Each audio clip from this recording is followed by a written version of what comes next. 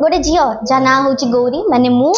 जदि से matric fail ताले से गोटे घर बहु है केमती आज भी आम कहू ए घर झील ना मैट्रिक फेल घर पुओ ना मैट्रिक फेल से जीवन में किसी कर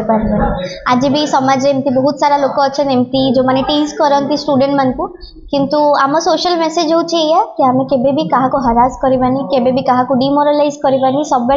सबू स्टूडेंट को एनकरेज करवा जमी 5 आंगुठी सामान नहीं सेमती 5टी स्टूडेंट भी सामान ना कहार भल मैथ्स होची कहार भल इंग्लिश होची कहार भल साइंस होची किंतु ए गौरी ना भल मैथ्स होची ना भल इंग्लिश होची मैथ्स देखले ता मुंड बुलाउची इंग्लिश पाठ देखले से बेहोश हो जाउची मैट्रिक पास करबो के 5 थर फेल तो हेई गला तापर भी ता घर लोग एनकरेज करचंदी कि तू आउथरे पाठ पढ़ आउथरे एग्जाम दे पास तू निहाती हो ता भीतर तार बाहागर ठीक हो जाउची आ से बाहा होची बाहा हैला पर ता सासुगर जानचंदी कि ए झियोटी होची मैट्रिक तापर भी ता सासु ताको हेल्प करचंदी आउ थरे मैट्रिक एग्जाम दबो तो गौरी मैट्रिक